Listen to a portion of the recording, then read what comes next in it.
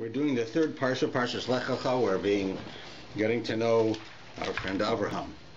Right? The first Hebrew, the first, you could say Jew, so to speak, even though he wasn't really Jewish since the Torah wasn't given. And we're introduced to him here, where Hashem says the following. It's Vayomer Hashem el Avram. Hashem says to Avram, Lech-LECHA, you should go, Me'artzecha, from your land, Mimolodetecha, from your birthplace, Umebeis Avicha, from your father's house, El ha'eretz asher areka, to the land which I will show you. So the commentaries have many things about this that they wonder. First thing, of course, we don't even know Avram, and already Hashem's telling him to leave. We don't know anything about what he does. Who is he? Where did he come from? So we know through Medrash and through stories, through the Gemara, that Avram was a iconoclast, an idol smasher. He was a person who came to the conclusion that there was a God. That of course, if you read the Rambam tells us that at one time, of course, everyone knew there was a God. Adam was created by God. God talked to Adam. Right? Noah knew there was a God. He talked to God. Right? So people knew there was a God, and there was one God only. So how did they get from there to worshiping idols? Like, how did that happen? Where did that come from? That they went from, you have a God who speaks to them, to suddenly you're worshiping idols. So the Rambam explains that what happened is that originally everyone understood there was one God, and that's all there was. Then people came to the belief, which was not erroneous really, it wasn't really wrong, that there is only one God, but the objects that serve that God, because they serve God, are worthy of respect. That is to say, that you have a king, and the king has his ministers. Because the ministers in and of themselves are not necessarily people you have to have a great amount of respect for, but because he's a minister to the king, because of his relationship to the king, you have to have respect for him. So they said the same thing with the sun and the moon and the stars. The sun and the moon and the stars are here because Hashem created them, and they're like ministers to Hashem. So therefore, we're going to give honor to the sun and the moon and the stars. And the commentators explain that over a period of time, people made the mistake of forgetting that we're only giving honor to these because of God, and they started giving honor to them in and of themselves. And then along comes Avraham, who's working for his father. His father was a person who made idols for a living, and he comes to the conclusion that these idols can't have any power of their own. They can't be their own in and of themselves gods, and therefore he becomes the first person who on his own discovers the idea that there is only one God. Of course, people before him knew that. Adam knew it. Noah knew it. Many people of the generations before him knew it. But it was Avraham who rediscovered it using his own observations and logic. That's why it says in the Medrash, it tells a story in the Medrash that Avraham was walking one time through the woods or the forest, and it says it comes across this beautiful, large palace in the middle of nowhere, and all the lights are on in all of the rooms. They have candles burning in every room in this palace, but there's nobody here. There's nobody there. He goes in, there's nobody at the house. So candles don't last that long. If somebody lit candles in all the rooms, someone's got to be around. So he says, here is the palace. Here is this. Imagine this beautiful, mansion. But where's the owner? Where is he?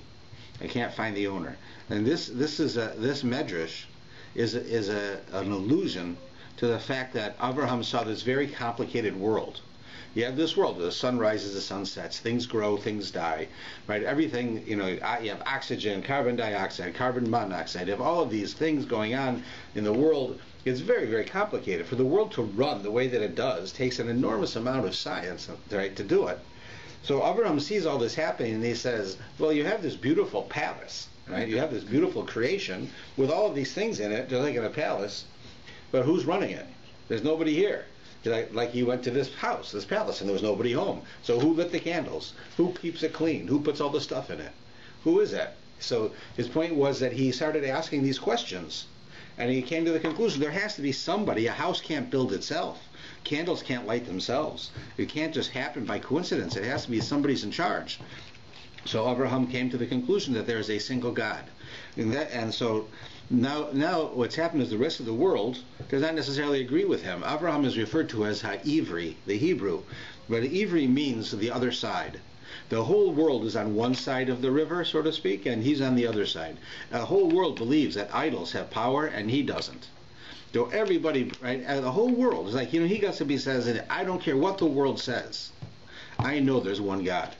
The whole world can say that there's hundreds and hundreds of gods, and this God is the God of war, and this is the God of love, and this is the God of making a living, this is the God of life, and this is the God of death. But I know it's all false. There's only one God. Abraham knew it, and the whole world says, you're crazy. You can't have one God. How can you have one God as a God of war and a God of love? That makes no sense. Two different things. It has nothing to do with each other. A God of health, right, and a God, of power. What's it got to do with each other? You have to have many gods. So when Abraham tried to change this, people got very upset, and they tried to kill him. And they did all types of things to him. We know that the head of the most powerful country at the time, Nimrod, threw Avraham into a oven, right, with fire. And to show, they said, you're going to come around and destroy the world order. What's going on? I'm going to kill you. And it says that Hashem made a miracle, and he walked out alive, unburnt. So this whole idea that we see is of Avraham, right, proving himself, showing that what his belief is. And now that brings us to today. And then Hashem says to him, you're living in the city where your father was, Ur Kasdim, right, which is in the Mesopotamia Valley, near Iraq, right, in that area. If that's what you are, you're living here. I want you to go, and I want you to go to the place I'll show you. That was Israel. And he sends Avraham out. So he says to him, I want you to go. So first thing he says, LECH-LECHA. So that's the first question, number one. What does that mean, LECH-LECHA? Lech means to go. It's a command. Now, if I say to you, I want you to go, I would say, Lech, go. It's a command form. He says, LECH-LECHA, go to you. Right? What's the Lecha for? So that's one question. Next is, it says you should go from the land, from your birthplace, and from your father's home. Really, that's backwards. It should say, when you get up and you walk out of your house, first place you walk out of is your house, right? When it says, you're not walking out of your country, you're not walking out of Canada when you walk out of your house, you're walking out of your house. So here it says the land, it says you're walking out of your country, your land, Artzecha, Moladetecha, it means out of your neighborhood where you were born, and then out of your father's house. So physically, a person goes out of their father's house first, then they go out of their neighborhood, then they go out of their country. Right? If I'm going to go and walk from here to Buffalo, I'm going to first leave my house, then I'm going to leave Thornhill, and then I'm going to leave Canada. But I'm not going to leave Canada, then Thornhill, then my house. And that's what Hashem says. I want you to go from your land, from your birthplace, and from your house. And where are you going to go? El ha'eretz ha'shareka. You're going to go to the land which I will show you. But why doesn't he tell him? Right? What's going on here? What? And you're going to go here. I'm going to tell you where you're going. So we'll look at a few of the questions. Lech-LECHA, right, is definitely an extra word. Right? This is say lech, go, sufficient. You have to say you should go. Go. I'm telling you, God says go. Right? So here, the commentaries have many answers, but I find that one of the most poignant ones is said by a number of people, including the Kotzker Rabbi, who says Lech-LECHA means go, and Lecha means to you. And here he's saying go to yourself. Go within yourself and discover who you really are. Get to know yourself. Lech-LECHA, go within yourself. Right? Discover yourself. Who is Avraham? In other words, physically you have to go. That's one word, lech. Go. You're going to go for a walk. You're going now to leave this place, and you're going to go to a land I'm showing you. But he says, but first to do that, you have to get to know yourself, understand yourself, find out, become the best person you can. How are you going to do that? Then the rest of the statement makes sense. You will go from your land, you will go from your birthplace, and you go from your father's house. Because if a person physically is leaving, so physically what do you leave? You leave your house, then you leave your neighborhood, then your country. But we're not talking here just about physically. Here we're saying that Avraham was being told, investigate yourself, find out who you are, get to know your strengths, get to understand who you are, Lech-LECHA, go within yourself. So how does he do that? He's talking about a spiritual journey. Right? So there, he says, when a person's on a spiritual journey to change themselves, to get to become really who you are, so you have to try to distinguish between who you are and the environment that you came from. Right? Every one of us come from somewhere, and a lot of the persona, our personalities of who we are, have to do with where we came from. You come from South Africa, you come from Venezuela, you come from the Russian countries, you come from here. Wherever you come from, it has an effect on you. But if you really want to be pure, who you really are, you have to be able to distinguish yourself from what you were raised with, right? What was your culture? Because you can see the difference between a person who comes from the Ukraine and a person who comes from Johannesburg, and a person who comes from Cuba. There's differences in culture, and it affects your personality. But to really know yourself, first thing God says to them, leave your country. Leave the customs of that world that you were from. What was going on in this country of Ur Kasdim? They were idol worshippers. They had laws that weren't fair. They were unjust. They were racist, and all of these different things that we speak about. They were doing all of these things. Get away from that. Now you've done that. Now go away from your birthplace. Go away from the customs and the ideas that your family taught you. The things that right around you are doing. Maybe in the country you live in, there are certain things that are terrible, but there are certain things within your neighborhood that are different. Take those out of your life. I don't mean physically walk away. There is such an idea. He's telling him to go somewhere. But he's saying, when you are going to find out who you are, separate yourself from the lifestyle of Canada. Right? Then he says, now I want you to distinguish between what is you and what comes from Thornhill. Right? That's your birthplace. And then he's saying, you go from your father's house. The effect that your father, your mother, your father, your family has on you, separate that, because you are now becoming mine. Up until now, you were part of a family of idol worshippers. You lived in a neighborhood of people who were they were pagans, and you're living in a country which is cruel. I want you to get rid of that cruelty, get rid of the pagans' ideas, and leave the customs of your family, and you're going to go somewhere. Where are you going to go? To the land I will show you. Why doesn't he tell us where that is? Why does he say, I'm going to go to Israel? You'll notice that throughout the Torah, this happens a lot. Instead of saying going to Jerusalem, it says, go to the place that I will show you. It has that all the time. He keeps saying this expression.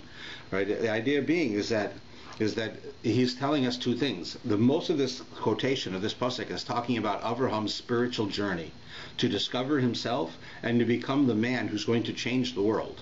The whole world. I mean, Abraham lived in 1492 BCE, right? 1500 years before the year zero. That's almost 4,000 years ago he lived. So yet we talk about him. And not only us, other people do. He had an effect on the world forever. And that's because he took this spiritual journey to discover who he was and to become the best he could. But while you're taking that spiritual discovery, don't forget, God says, I also want you to leave here, physically, walk out of here. That's why he says, to the land I will show you. Go to that land where I'm going to show you. And he says, because I don't want you to stay here. And really Abraham didn't know where he is going to? He knew he was going to the land of Israel. But the Torah doesn't tell us that. The Torah doesn't tell us that. Just like the Torah says you should offer the sacrifice in the place I show you. Or he tells Abraham, you should take your son to the place I'll show you. But he knew he was going to Mount Moriah. He understood, because there's more to the story than we have in the Torah. But God is telling him, the land that I want you to go where I'm going to show you, is because it's not only where he's going that's important. It's a path he takes to get there. And everywhere he goes on that path, Hashem is showing him. Right? You're going to go to Israel. Well, when you get to Israel, you're going to have to walk all over Israel. And as soon as you get to Israel, you know what's going to happen? You're going to have to leave because there's no food. You have to go down to Egypt, and then you're going to come back to Israel. Right? It's going to be like a roller coaster ride. It's not going to be so simple. Right? Well, anybody knows if you've emigrated from somewhere, no matter how easy people tell you it is, it's not easy. Everything is difficult. And in Abraham's time as well, it was like that. So then he tells Avraham something. He says, "Va'asecha l'goy gadol, I will make you into a great nation. V'avarchecha, and I will bless you. V'agad l'shmecha, and I will make your name big. Ve'e bracha, and you will be a blessing." So what God is saying to him, I want you to leave this place, and this is what will happen to you. I will make you into a great nation. I will. He says, I'll make you into a great nation. I will bless you, and I'll make you famous. And finally, you will be a blessing. What is it he's saying? Is that there are certain things that happen to a person when they leave. Rashi tells us, when a person lives in a country, so they live in a country, people know you, You know people, you grew up with people, they're your friends. It's like my son, one of my sons grew up here, and he has friends who are, who've done very well, and some are quite successful, some are less successful. But if he wants to go see any of these friends, he can just go see them. If I wanted to go to see their fathers, it's not the same, because I don't really know their fathers. And even if I'm an acquaintance, I didn't grow up with them, right? I don't have that relationship like my son has. So, right? So he's saying to him, when you leave a country, you're a stranger. You're going to be a stranger in a new country. And people who often have to immigrate to other countries, they have to emigrate to other countries, they often don't have a lot of money. Like, we have here on Shabbos, we have a woman who comes here who cleans the building. Right? She's not a Jewish woman. So, she's, because she seems to be, she understands us well, and she seems to really be trying hard and be quite intelligent. So I talk to her every once in a while. And it turns out she's a doctor, but she can't get licensed here, at least not yet. So here you have this woman who's working as a janitor, but she's a doctor in her home country. But she couldn't stay in her home country. It was falling apart. So she came here. But here she's not a doctor, at least not yet. So you say a person in their country, they can be successful, they can be famous, they can be rich, but when you leave to go to another country, that's hard to do, right? So God's telling him, if you do what I say, but let me tell you that the rules of nature aren't going to apply to you. When you go somewhere new, nobody knows you, you're going to be well known. When you're going to go to this new place, right now you're an old man already. You don't have any children. You'll become a great nation will come from you. You'll have children. People will come from you. But he says, and you will be a blessing. That is to say that that you are going to become so well known and so positively thought of by people that they're going to say to their children, you know what, when you grow up, you should be like him. That's a blessing. If I say to you, your children should make a lot of money, your children shall be healthy, that's a blessing, right, that I'm saying to them. So if I say your children should grow up and be like Abraham, that's also a blessing. So the best blessing you could give in the days of Abraham was to say your children should be like Abraham. That is, Abraham was the example of what a blessing is. That's what he became. So instead of becoming unknown and poor and lost and like the source of ridicule, he became wealthy, he became successful, he became well known, and he became a source of blessings for the new place he was going. So you see, God gave him that special thing because it's not the norm. Right? And then it says, that whoever blesses you will be blessed, and whoever curses you will be cursed, and through you I will bless all of the people of the land.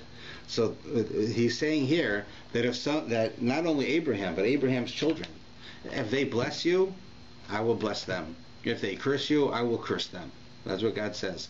And even though we see that nations do attack the Jewish people and hurt the Jewish people and do all the things we know throughout history, there is a rule which you can actually see in history, that when some nation was favorable to the Jews, it flourished. And when it wasn't, it failed. And what would often happen is if you look in history, that a nation that stood up and went to war against the Jewish people, as soon as it was over, the nation disappears. They're gone. We're still here, but they're gone. Because they know they cursed us. They cursed us, you'll be cursed. And they're gone. And the country which Jews are living from, the country fall apart. The country doesn't exist anymore. Exactly. Very good example, Soviet Union. When the Jews escaped, most of them in 1991, the same year country fell apart. Yeah. You have it all over. You have all over the world when the Jews left, right, because they were pushed out, or they were treated badly, the country would fail afterwards. Why? Because we are the source of blessing to these countries. If they bless us, if they're good to us, we bless them. I'm not a prophet, and I don't claim to know things that nobody else does. But if you look in the world today, look at the country of Canada, which encourages us to be Jews. Right? It gives tax receipts when you give money to religion. That's encouraging you to be Jewish. Look at how the government is towards Israel, how positive they are. Now look at how our economy is compared to other economies. Did you ever think our economy would be better than the United States? That it would be more. It would be. People would think that that it's safer to invest in Canada than invest in the United States. Whoever thought that would happen? It's happening.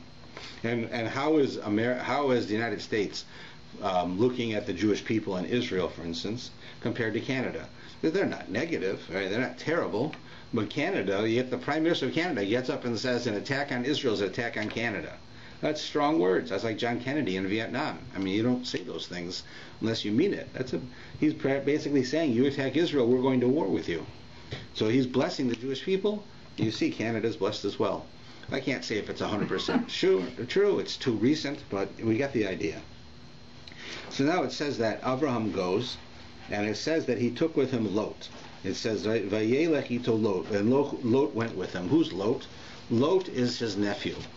Because Avram had a brother. His name was Haran. There were three of them. There was his father, his brother, and him. There were three people in Avram's family that we know of. And it says that his brother died, which is why Lot went with Avraham, because he had no father. So Lot was very close to Avram, and Avram was a great leader, and Lot became like his assistant.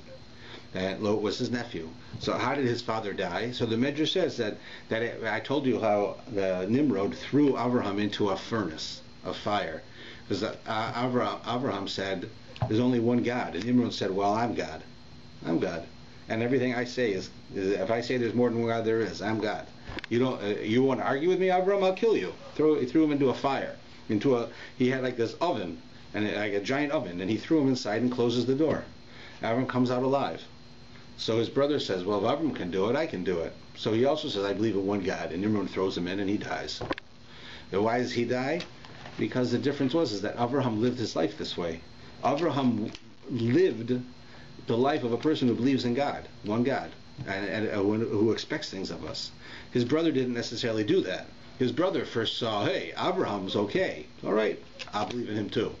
Right? In other words, it's one thing to have trust that there's a God. There's a whole other story if you only have trust because you've seen it happen.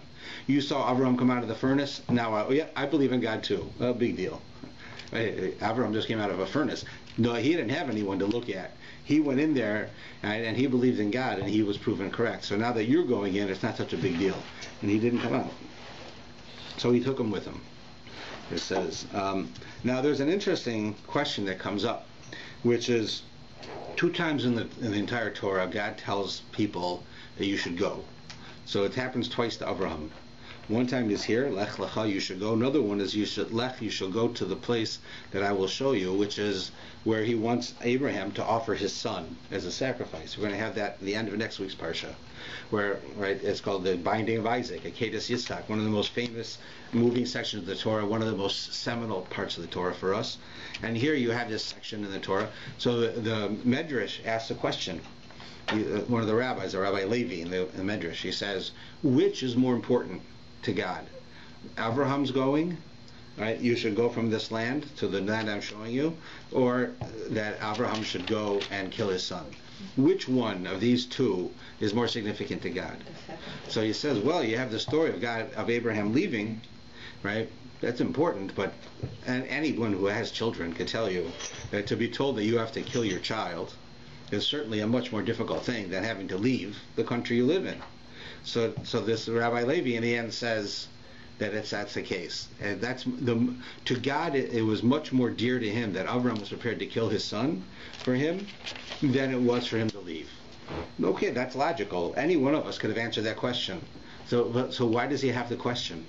Why does he ask which one's more important? Isn't it evident which one's more important? Like, you're wasting my time with a silly question like that. What's more important? To leave the land you live in, or to take your son and kill him? Right? Which one is harder? Which one is more showing of your personality? Which one is, if God wanted to see that you love God, which one would he think is more loving God? So certainly the one where he tells you to give up your child. So why does he even ask the question? Nobody would. You have to be a dummy to answer, no, the other way. It's not so important that you have to kill your child, but you have to leave your country. You know, in your country you get fish and chips. You can't get fish and chips where you're going. You're going to be upset. No, of course, it's not even a question. So some of the commentaries explain why it is a question. And the answer is that when it comes to offering up a person's child, right, it's the same as offering yourself up. Right? You're going to die. That, you know, you're in a situation where someone says, either convert or I'll kill you. And now you're not going to convert, so you're going to die. But that happens once, and it takes a second. I'm not saying it's a small thing, but you make a stand and you say, "I'm not going to do this," and they kill the person, and it's over. But when a person has to leave their land and leave their house and leave everything they believe in and all their father's customs and the way they were raised and leave their family behind and to go out to another land, that's every moment of your life. Every moment that you're alive, right, you're still in this process of leaving, of staying away, of giving up everything you know. So there's a reason to think that this is difficult, because to kill somebody, you killed them and it's over with. In 5 years, it'll be a sad memory. But to give up everything that you have and everything you are also has importance. The answer is, it's still the killing of the child that's worse. But to say that there is no question, that's not true. You can understand that a person could wonder, right, which one of these is more dear to God. And so we see that it's certainly the one that we have in the upcoming parshas.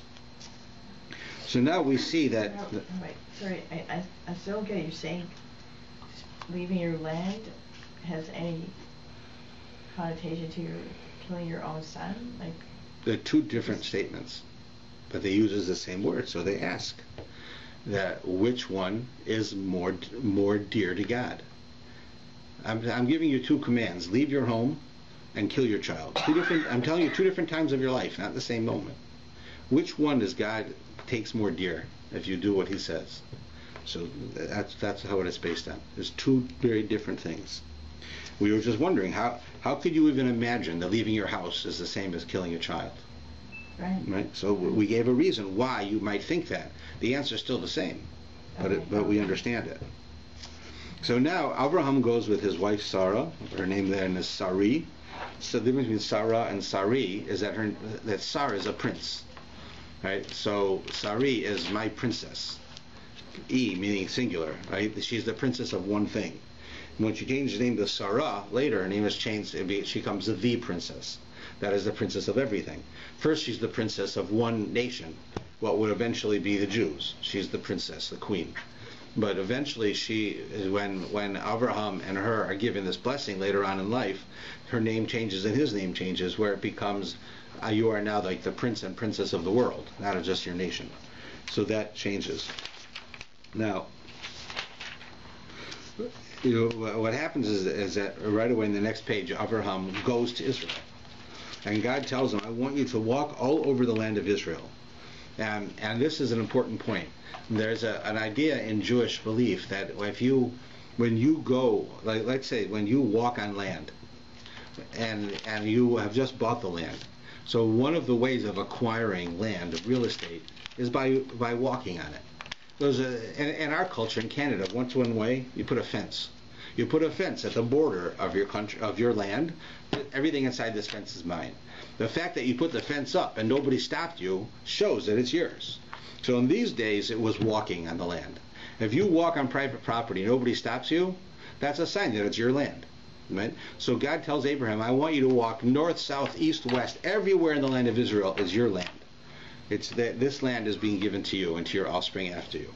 So that's what he does. But then he gets there and immediately he finds out there's no food. There's a famine in there. There's not enough rain. There's not enough crops. So there's nothing to eat. So he has to go to Egypt. So the first thing is you have to wonder. God tells him, I'm telling you, leave your home, go to this land. What's going to happen there? You're going to become a father of a great nation. You're going to be a blessing.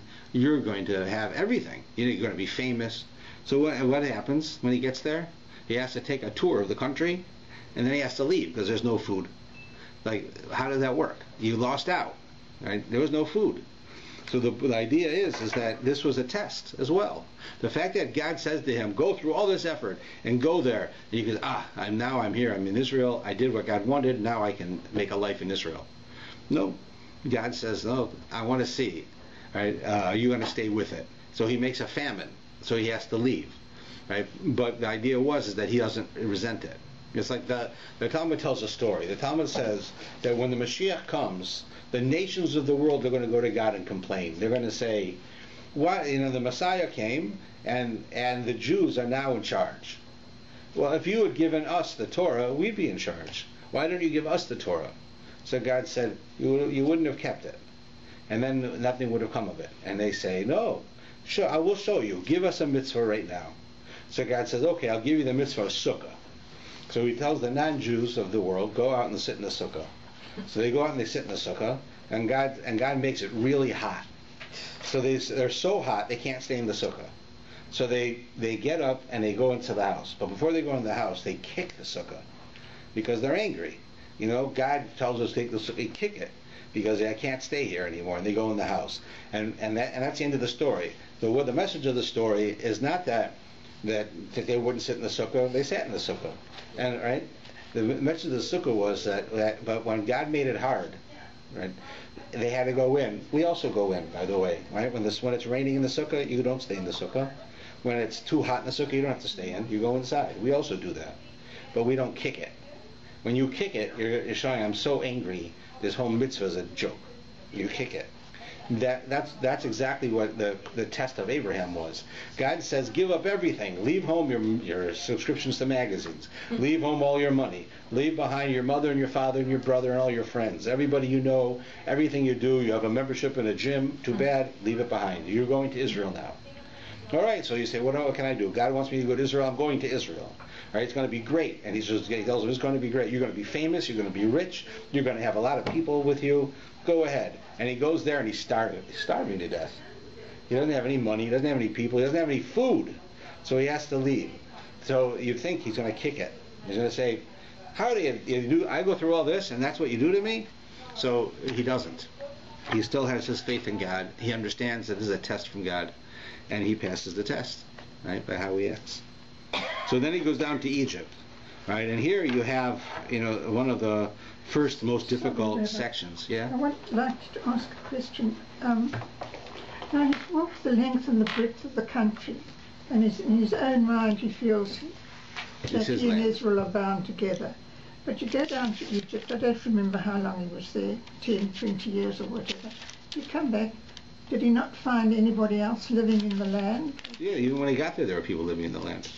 So, but the fact that he'd walked length and breadth of it might have proved to his mind that he owned it, but other people came in, found empty land, and that's why it tells us the first Rashi in the Torah. It says, why doesn't the Torah begin when the Jewish people begin? With the story in Egypt. Why does it have to tell us this whole story about creation and all this? What do we need it for? If the Torah is a book of instruction, what do I need about creation? There aren't any people around. Right? Who are you instructing? So it says because we want to know who created the world, because who owns the world? You created it, you own it. God created the world, God owns it. And God says this land goes to the Jews. Right? So he told Abraham, this is your land. So if a Canaanites on that land, what do they know about God? Right? So they're not going to listen to him. Right? Yeah. Doesn't matter. He owns it. The person who owned the world gave him this land. Then he gave it, and the Canaanites were there before. We even say, Rashi says, God gave it to the Canaanites. And now he changed his mind. He wants the Jewish people to have it. And that's it. Too bad for the Canaanites. That's how we saw it. Right? They're squatters. Right? Let's say you have property in South Africa and you're here. Then you rent out the property to someone. Right? They're renting it every year, and suddenly they say, well, we're going to move now. So you got to get someone to rent the apartment for you. Right? You rent the house so somebody can come in. So no, it's empty, it's empty, it's empty, it's empty. Finally, you get a real estate agent. They're going to try to rent it out for you, and then they find out there's somebody living in there. Some guy snuck in and he's living there. So throw him out. That's what Abraham found. Right? So here we have the famous story that Abraham goes down to Egypt. And he comes to the realization, here it says, that as they're crossing into Egypt, it's on page 57, right, there was a famine in the land. Abraham went down to Egypt, for the famine was severe in the land, and it occurred as he was about to enter Egypt. He says to his wife Sarai, see now, I have known that you are a woman of beautiful appearance, and it shall occur when the Egyptians will see you, they will say, this is my wife. Then they will kill me, but they'll let live. So tell them you're my sister, and then things will be okay for me because of you, and I'll live. Right, so here, the number of problems with this. First thing is he's going down to Egypt, and he says to his wife, hey, look at that. I didn't really know you were so nice looking. That's what he says. See now I realize you're pretty. But he marries the woman. He lives with her all these years. He's not 20 years old. Well, doesn't he know his wife's pretty? So it says that when they were leaving Egypt, Israel going into Egypt, a number of things happened. One was they had to go across a river. So to go across the river, she had to lift up her skirt, right? Because she was dressed, as you'd imagine, a person like a Bedouin, right? Totally covered. So she went in. She lifted her skirt, so he saw she was beautiful. Not in a physical sense, but we also understand the difference between the spirit of Israel and the spirit of Egypt. Egypt in this era of history was a very depraved country. It was the most powerful country in the world, right? And it got even more powerful when the Jews went down there, as we know. But it was a very powerful country. But it was a very corrupt country. It was depraved. It was sexually corrupt. Exactly like we see. Abraham's taking his wife down there, and he knows they're going to want to take her away from me so that they can have her, right? Because she's pretty. That's a depraved country. So the fact that he realized that she's pretty when they're walking into Egypt is showing you that not only did the Egyptian culture was like that, but the holiness in the land of Israel versus the depravity of the land of Egypt had an effect on Abraham. That in Israel, Abraham not only didn't realize that his wife was pretty, it wasn't important to him. She was a neshama. She was his partner. They were together, right? They were equals. And she worked with him to build up everything he did. She wasn't this trophy wife that he had someone to look at. Right? But suddenly he goes to Egypt and he sees how beautiful she is. Because in Egypt everything was depraved. The atmosphere itself was depraved. That even affected him. That he started to notice the physical aspects of his wife, even though he'd seen her, but it wasn't important to him. What was important was the inside, right? Her intelligence, her emotions, her spiritual life. And suddenly you can see already there's a slight change, although he compensates for it. It doesn't affect him just by entering the land, right? And then what happens, of course, and we see that this is true because they try to take her away. They try to take her. He says, and this is what you do: tell them you're my sister, not my wife. If you tell them you're my wife, then they know you can't take another man's wife. So what they'll do is they'll kill me. Then I won't be around, and you won't be anybody's wife. You'll be free, right? So in other words, murder they'll do. Right? The Egyptians will kill people so that they could have the woman, but they wouldn't sleep with a married woman. Right? That's what their culture believed. So therefore, if I say you're my wife, right, then they're going to kill me because they won't take you while I'm alive. So that doesn't help. Either way you're getting taken. So this is what we're going to do. You're going to go down. You tell them you're my sister, and that way they're not going to kill me to take you. And if they take you, they're going to pay me because I'm your family. They'll owe me something. They'll want to give me something for you. That doesn't sound a lot better. Right? It doesn't sound so great because that's not really how it works. Sounds quite mercenary. Right. Really, what it was that Avram understood in a spiritual sense that there was a very good possibility that they could take Sarah. They were a depraved country, and that really could happen. That either the king himself would do it or someone would do it on behalf of the king, because you don't have a beautiful woman doesn't walk into this country unless the king wants her. That's how it works. So Abraham understood, if I'm dead, I can't help her. So if we say that I'm married to her, they're going to kill me. And then there's nothing I can do. She'll never get out of here. None of us will. The game's over. But if I say that she's my sister, so then there's a relationship there, but they're not going to do that. And then I just have to take care of her so she shouldn't get taken. And so he goes down there and they start to go through this dance between the Egyptians and him that they want to take her. Right, and in the end, Avram takes her back. Right, he gets her out, even though they took her. And God intervenes that the king shouldn't come near her, shouldn't have relations with her. So that doesn't happen. And then Avram takes her back, and so there's much more about it, but that's what we see happens here at this point. In fact, even if you look on 59. Pharaoh takes her, right, and God guards her by giving Pharaoh a disease. He gives him a disease so he can't have relations. So there on the top, right in the first line of 59, Hashem afflicted Pharaoh along with his household with severe plagues because of the matter of Sarah, the wife of Avram. Pharaoh summoned Abraham. Now Pharaoh calls in Abraham and he says, "What's wrong with you? Why did you do this to me? Why did you not tell me that she's your wife? Why did you say she's my sister, so that I would take her as my wife? And now here's your wife. Get out of here already. You're making me crazy. So Pharaoh gave men orders concerning him, and they escorted him and his wife and all that was his. That is, he threw him out. He says, if you had told me she was your sister, well, Avram's no dummy. Here you see Pharaoh.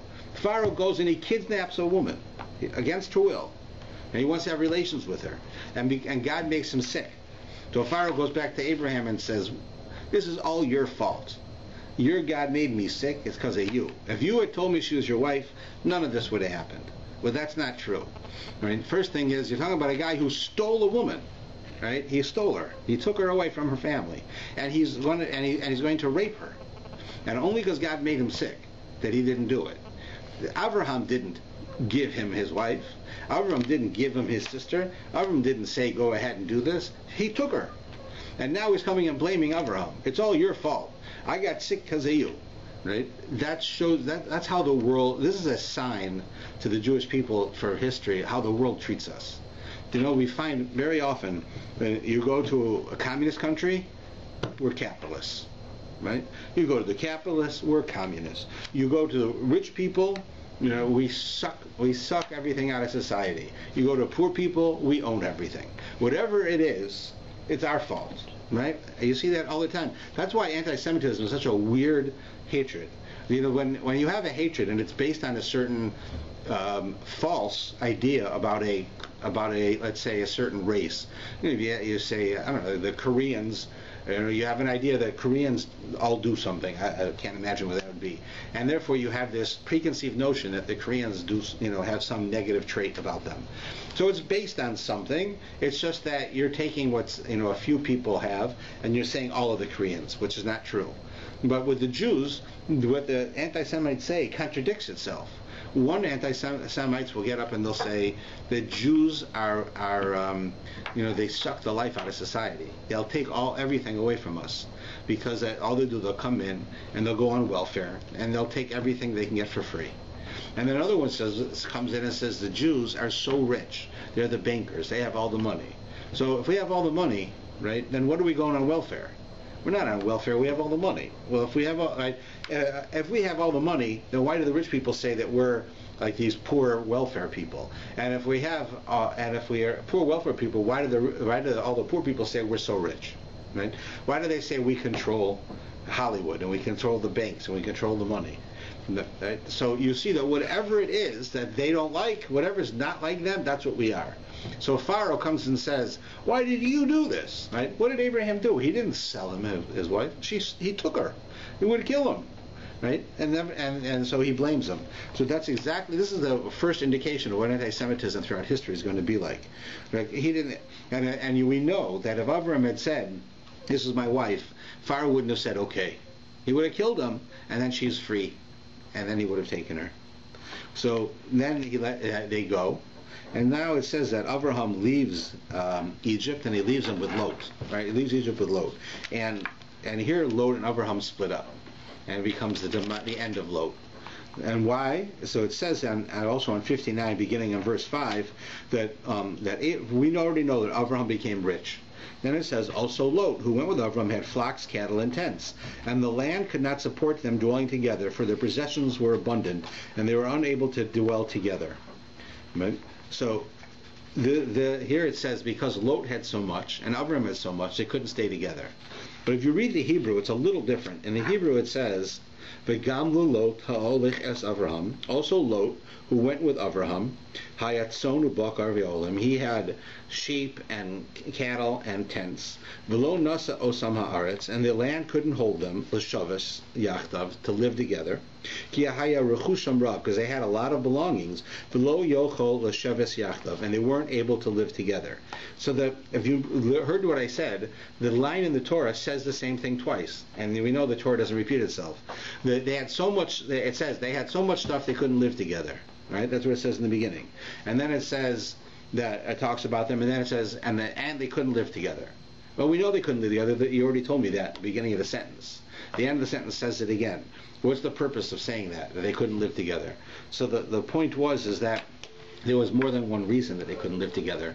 At first, it's a fact. If you know, if I have a little car and I want to go away with my wife on a holiday, so I'll have my little briefcase and she'll have 5 suitcases, right, to go away. And now she says, but we're picking up someone, they're coming with us. But where am I supposed to put their stuff? Right? He's also got his briefcase and she's got her 5 suitcases. How are we going to get it all in the car? How are we going to do it? There's too much, right? So that's Lot and Avram had too much. They couldn't go together because they had so much stuff. Wherever they went, they would destroy the land. It would be just too much. So that's a physical reality. So why does it tell it again? Because that was not the deeper reason why they had to split up. The deeper reason they had to split up was because of the wealth.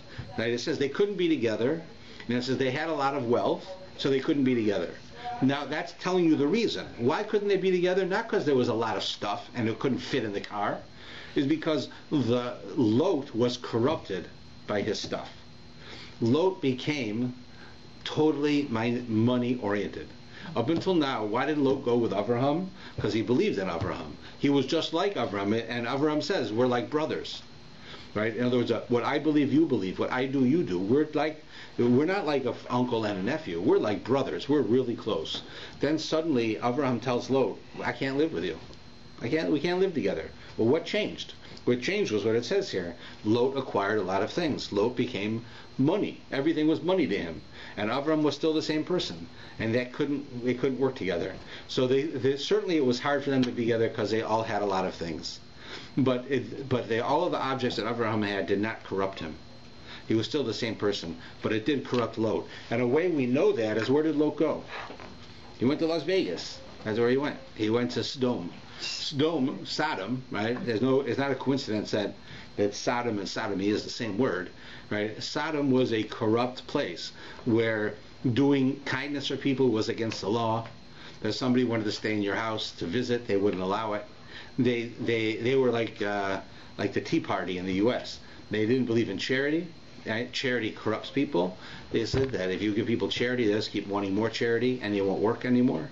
So they didn't allow charity, and they said and they did all kinds of crazy things to people to keep them from visiting. So it says that if a person came and they were really tall and they were too big for the bed, they'd cut their legs off. Not that they'd give them a bigger bed. You're the problem, right? And we see all of these examples. Where he went in Sodom was in a corrupt world, was the most corrupt place. It was like the worst place to be. It's not really so much like Las Vegas. It's more like Amsterdam, right, where everything goes. You can do whatever you want, and that's what it was like there. So why did Lot go there? Because that's what he became. That's what happened to him. He went from a idealistic, enthusiastic person who wanted to change the world and make it a better place. He became part of the problem. So he couldn't go with Abraham anymore, and off he goes to Sodom, and that's what happens. And if you look at the last line here on this page 59, so Avram says to Lot, "Please let there be no strife between me and you, and between my herdsmen and your herdsmen, for we are kinsmen. Is not all the land before you? Please separate from me. If you go left, I'll go right. If you go right, I'll go left. We can't go anywhere together." Right? Avram's telling his nephew, who he loves, who he was so close to, who is so much like him, we can't live together. Whatever way you go, I'm going the opposite way. We can't even go the same direction. That showed you what happened. So it says that Lot raises his eyes, he looks, and off he goes to Sodom. Right? And then you see right here on 61 that God comes and talks to Abraham again. Now what's interesting is that as long as Lot and Avraham are together coming out of Egypt, God doesn't talk to Abraham. As soon as Lot leaves, God talks to Abraham. And the commentaries tell us it's because that Lot, who appeared at first to be an example of a person who wanted to do the right thing, was really corrupt, and he just had a facade. He pretended that he wanted to do the right thing. And as long as Abraham had such an evil person with him who tricked him, God couldn't talk to him. God couldn't come around. It was too much unholiness, anti-holiness there in the spot. So as soon as Lot leaves, God comes back. And you see it. Right? And there God comes back to Abraham and he tells him, go back to the land, go north and south and east and west, and all of this land is yours forever. Right? And it says Abraham then takes his tent and he goes to the plains of Mamre, which are in Hebron, and he built an altar to Hashem. So now Lot goes off to Sodom. We don't hear from him for a while. And then Avraham goes to this place called Mamre. Mamre was a person, the name of a person, who owned a large amount of land, and in there was a forest. And so you have the forest, you have the fields of Mamre. And he owned them, and he was a friend of Abraham's, and Abraham went to live there. Now there are people, when you go to Israel, who will tell you, they can show you where that place is. We don't know for sure. There are traditions, but we don't know for sure. But they'll tell you that a certain place where Avraham was. That's next week's parsha talks all about that. Avram sitting there, he gets circumcised. God sends the angels, right, and then God comes to visit him. So that's where he is. But this is where he goes. He goes to this place of Mamre, which is by Hebron. And then we go into a whole new story, which is the story of a war of 4 kings versus 5 kings. And it says that as there's this fight going on between these, it's like a world war is going on, which Avram has nothing to do with. That the 4 kings defeat the 5 kings, but as the 5 kings are going, they take Lot with them. They kidnap Lot, right? Knowing he's a special guy, that he's an extraordinary person. He's related to Avram, and Avram's now is a real rich man because God told him he's going to be rich. He's really rich. He's living in Israel. So they take Lot, right, in order to be able to. It's the Gilad Shalit of that era. They went and they took somebody to negotiate with. So off they go with him. So now it tells us that Avraham, if you look on the bottom of 63, Avram's sitting in his tent, not involved in a war, not dealing with it, right? And it says, then there came the fugitive, and he told Avraham, the Ivri, who dwelt in the plains of Mamre, the Amorite, the brother of Eshcol, and he goes on, and he tells them that one of his kinsmen was taken captive. And Avraham gets his guys together, and they take weapons, and off they go to free Lot. So, who was this fugitive? Is one question we have to look into for a minute. Then it says, you notice that this is the first time you find this expression. Avram is now called Avram the Ivri, the Hebrew. It's the first time he's called by this name. Right? And the Ivri, as I said before, means the other side. Everyone in the world is on this side, right? Who believes that they believe in idols. Everyone in the world. Avram says, I don't care what they believe. I believe in one God. I'm on the other side.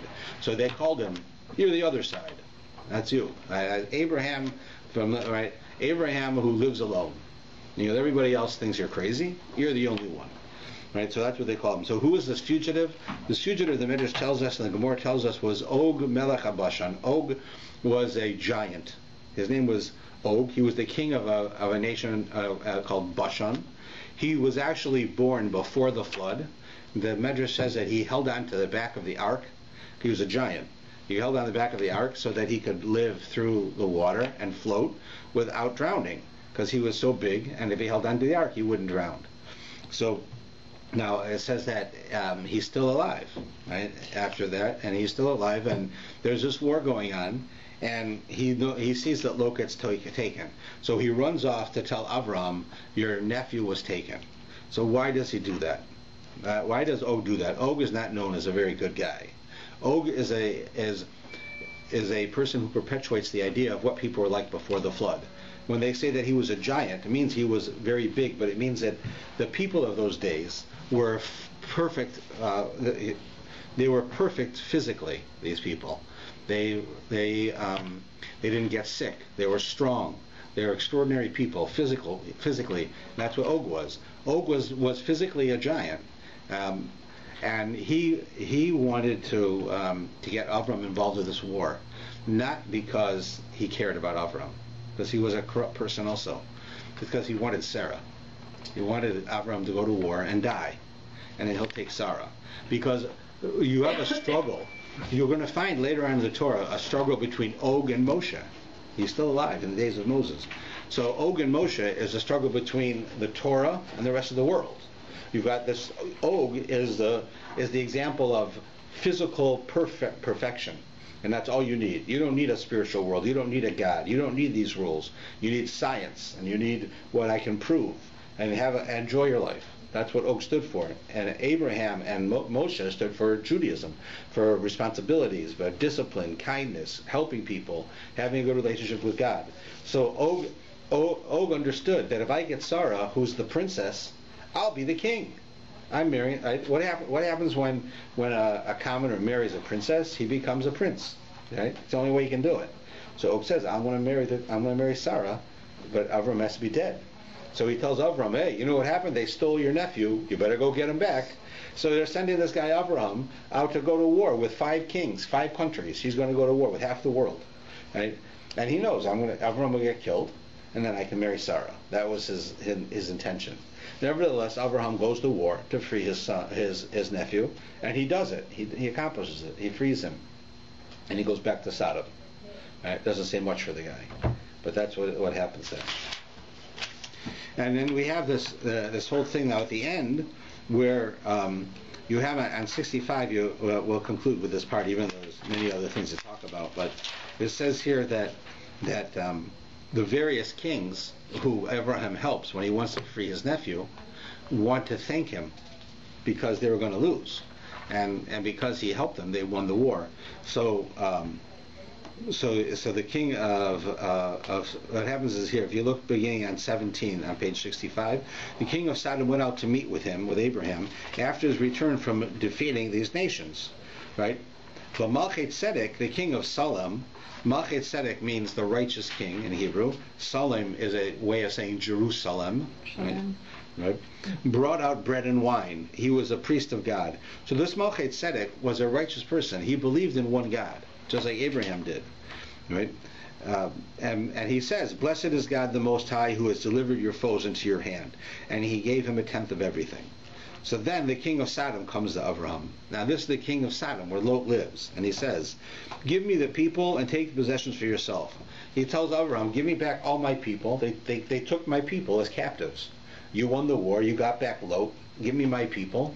I'll go. They can go back to Sodom. But you can have all the stuff.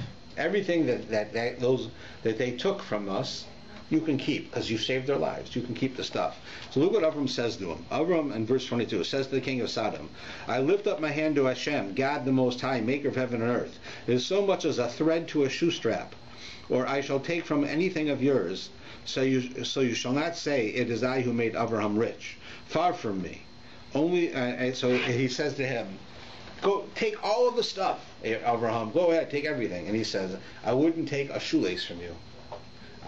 Why? Because you're going to go around the world, the king of Sodom. Imagine the king of Sodom is like a guy who makes a country where you can do only bad things. You can't do good things. You can't help people. You can only hurt people.